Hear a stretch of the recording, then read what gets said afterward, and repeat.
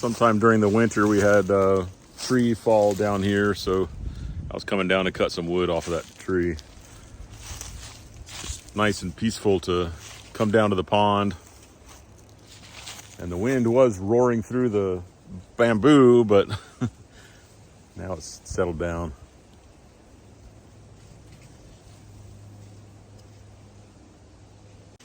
A lot of the trees down here have died, these three. So I'm looking at what is here. We got some beautiful oaks right there. I don't know if they're all oaks. They're probably not all oaks. I don't know what these are up in here. But I was looking at this one right by the water here. It would be a beautiful shade tree sometime later. And it turns out it's a gumball tree. That is one kind of tree that, a beautiful healthy tree, I want to just cut it down because I can't stand those gumballs. But this one right next to it, I don't even know what kind of tree makes those little spinner seeds. I had to look it up. It's maple. I never connected the two. I never realized that maple makes the helicopter seeds.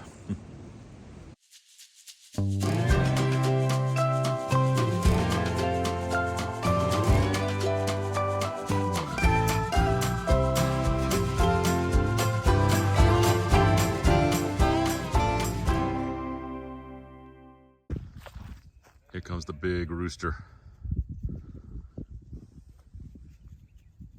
He's gonna come chase me away.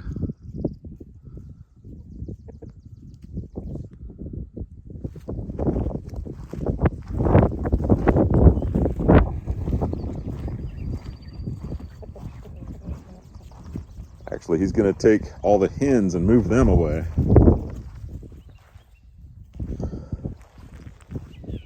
And try to intimidate me.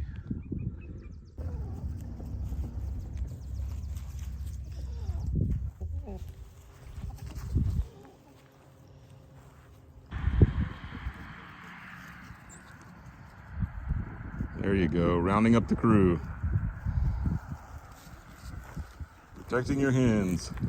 I've already gotten a little bit of poison ivy on my fingers. Right there. It's because I was freeing this tree, setting it free. This tree was planted before we moved here. And so was this one. And it's covered in, what do you call it, honeysuckle. But these trees also have a bunch of poison ivy climbing up inside of them too. So anyway, this one's been set free. So it's gonna be nice to have it hopefully growing kind of like this one here. This is an old one. This one, I had to cut about a third of that tree off the other day because it was just dead. And then last year, I probably cut a fourth of it off. You know, I cut big chunks of it each year that we've been here. So it's not gonna last much longer, I don't think. Hopefully it'll still be here next year. Hopefully it'll be here 5 years, but it's just seeming unlikely. This tree, yeah, this is alive. This is here's a poison ivy branch right there. All that fuzzy. I'll recognize it when it doesn't have any leaves. It's all that kind of fuzzy roots that, you know, are looking to see if there's any dirt around here that it can continue rooting in. So here's one. This branch, actually, that thing I was grabbing hold of might have been poison ivy. I hope not. But I think there's a tree in here somewhere. I'm not sure if I'll rescue it this year or if it'll be next year. I just came up here to grab a tool. Heading back down to Caleb's to continue working on the plumbing. It's almost done. The drains are almost done. I got to run the vent out through the roof. And then I'll for sure be done with the drains. He's flying kind of low.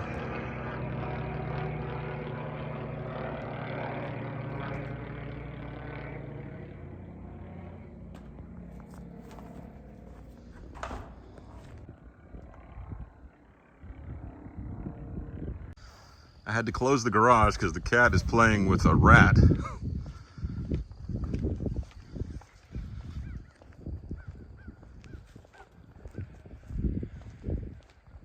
Scared it was gonna get in the house.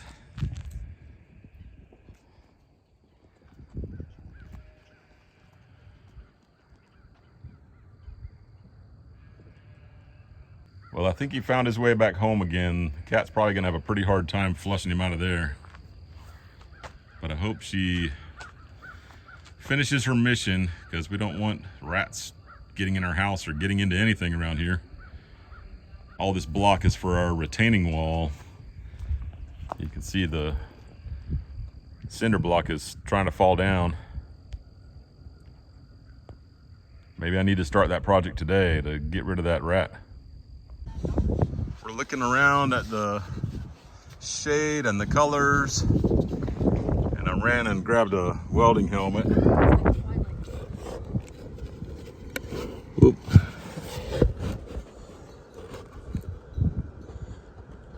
You can't really see it through here. Doesn't focus. I went to get my welding helmet, and it's the kind that when you start to weld, it suddenly goes black for you. It's automatic. And it facing the sun, it wouldn't activate, so I couldn't look at the sun. But then looking for something else, I discovered that I had this old welding helmet laying around. It's actually kind of broken, but not the lens. So I can see the Eclipse pretty clearly. We're just getting 80% here in North Carolina, but it's still pretty neat. Another way to look is just to have a round hole in a piece of paper or cardboard. Let's see if I can project an image.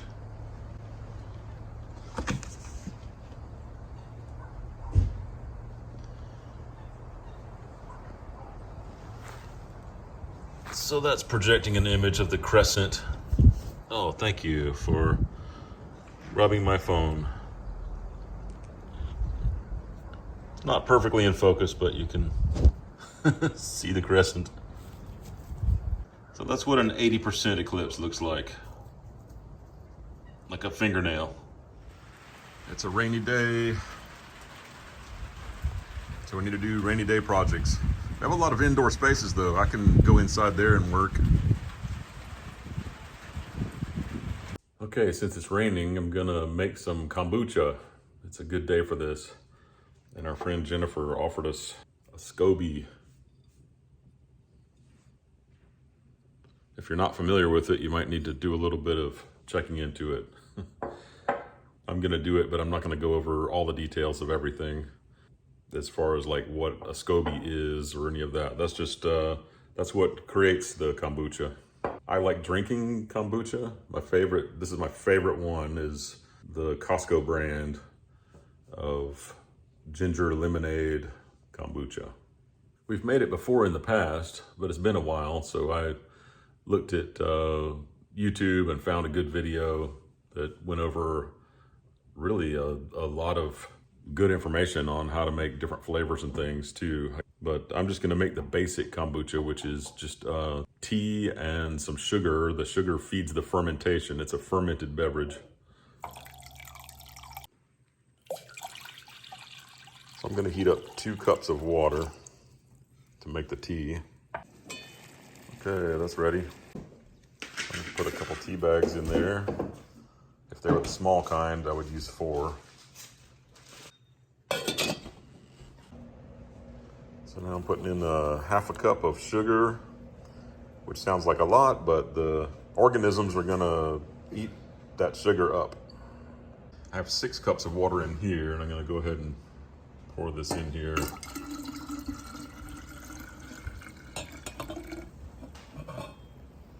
And this has nothing to do with the kombucha, that's just my lunch. That's pretty much it.